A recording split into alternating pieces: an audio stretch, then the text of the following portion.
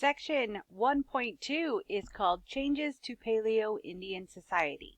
So these are changes that are going to happen between 2000 BCE, before current events, to 1490, right before Europeans come over and explore the Western Hemisphere. So we're going to talk about what happened and what led up to right before exploration. What happened primarily was a climate shift. There's going to be an extinction of very large animals. Change in plant growth is going to make it harder for these large creatures to be able to sustain themselves, so they die out. Our mastodons and stuff like that, they're going to die. And with this change in plant growth, we also have a change in foraging, change in gathering from various Paleo-Indian groups. So now they have to figure out how they are going to feed themselves. They have to figure out what food are they going to eat. So it's going to lead to domestication of animals in the Western Hemisphere. It's going to lead to farming in the Western Hemisphere. Farming's been around for a very long time, but it's going to lead to farming in the Western Hemisphere. Tribal divisions are going to start as these groups, these family groups are going to come together, and they're going to bind together into these different tribal groups that they have. And because of that, there are things that they don't have that other groups have. So trade routes are going to get started. So all of these are going to lead to varying things within the Western Hemisphere that sets up these Paleo-Indian groups to right before Columbus and other explorers started to get here. There will be a development in farming. Origins are in central Mexico. The archaeological record dates farming in the Western Hemisphere to start around 5,000 years BCE. So it's been around here, not as long as, like, say, Mesopotamia or something like that, but it has been here for quite some time. This development of farming, as you can see here, is in central Mexico, this orange spot right here. There are three distinct groups that will come through this area. The first, the Mayans, 200 BCE to about 900 CE. They're going to develop their own agriculture, their own cities, art, religion, their own writing style. They're going to develop the first 365-day calendar out of anybody. They're going to develop it first. And then from the Mayans, we have the Toltecs that's going to come out of the Mayans. And they're going to be around 900 CE to 1100 CE. And then finally, we have the Aztecs, who are going to come out of them. And that's 1400 to 1521. And when the Spaniards come in, it is the Aztecs that they primarily are going to come in contact with. And the primary group that is going to die out because of that contact. So there's a lot of farming going on in this area, and then it's going to spread out into that of the North American continent. In North America itself, you have a very, very diverse group. This map right here was done by an individual a few years ago to suggest what would the native population look like if it had survived to 2015. So it's very spread out. By 1490, there are 240 different societal groups within that of the Americas. The Europeans are not going to understand some of these societal groups.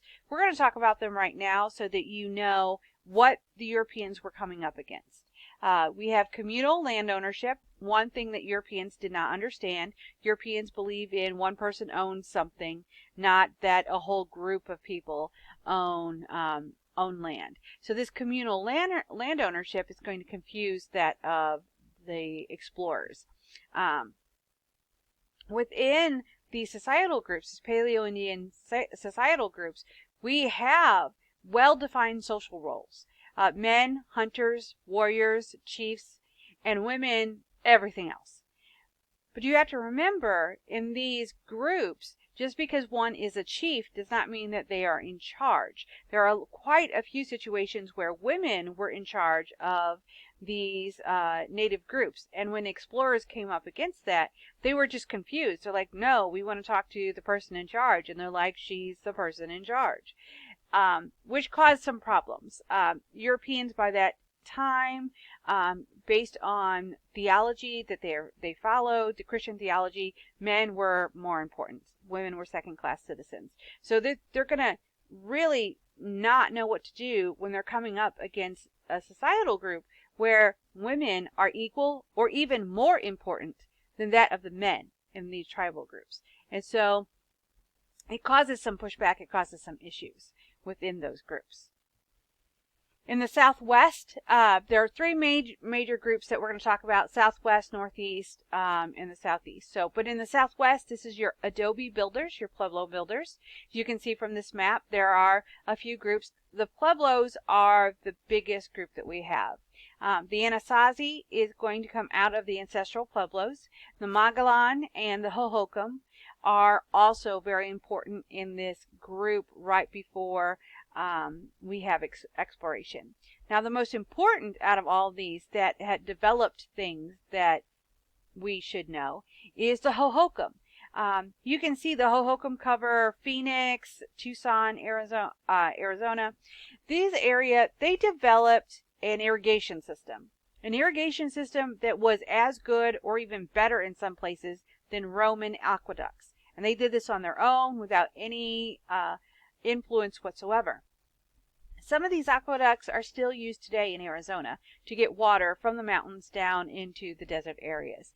The Hohokam weren't willing to move. As the Pueblo moved north, the Hohokam were not willing to move, so they just brought the water to them down into these desert areas. So they were very influential for when the Spanish came into the area. It's the Hohokam they're going to meet first and foremost. In the Northwest, your Alaskans, they don't need farming. There's not a lot up there that they can farm, so there's no need for farming. Their diet consists primarily of fish and hunting. They're creators of totem poles. They built large shelters for living in, housed up to 100 people, like this longhouse right here, housed up to 100 people within it. So they're very much family group based, okay? In the Great Plains, you have your nomadic hunters, your gatherers. The buffalo, are the largest part of their diet. This is the remnants of the Clovis culture as they have centered here in the this area. And so they will develop into what is known as the Mississippian culture, which we'll talk about later. The Mississippians, well, I guess not later. I forgot that I put it right here. The Mississippians, you have the Adena Hopewell, which was primarily based in Ohio, was where the biggest concentration of them are. 700 to 200 BCE, massive trade network. Trade routes extended to all the way westward to Yellowstone. They traded obsidian, copper from the Great Lakes, and they have found Aztec artifacts within various Mississippian mounds. Pottery and shells from the Gulf of Mexico, burial mounds. For the Adena Hopewell, their burial mounds were shaped like animals, such as Serpent's Mound, which is pictured right here. The other group of Mississippians is Cahokia. Cahokia Mounds is located just west of St. Louis, close to Collinsville, Illinois, so you can go see it. Pictured here is Monk's Mound. And they were a massive trade center. They believed at its height it had between 15 to 20,000 individuals that were part of it. They influenced all the surrounding groups in the area. What they would do is they would collect the agricultural surplus of the area, and then they would supply these with tribes who didn't have it, tribes that were in need. So Cahokia was kind of a center location for them to go. The last group I want to talk about is the Eastern Woodlands. These are your Algonquin speakers. They were around the Great Lakes region, long houses, villages between 500 to 2,000 people, very much foragers, hunter-gatherers. They had some agriculturalists within them that did a little bit of development of farming. And then in upstate New York, you have the Iroquoians. This is family groups up to about 3,000. Women are going to hold the key leadership role here. They are matriarchal. Matriarchal meaning women are in charge. And then in the Eastern Woodlands, we have the eastern shoreline to all the way down to the Gulf of Mexico. So this is all your East Coast. And they are nomadic, teepee builders, and they're matrilineal.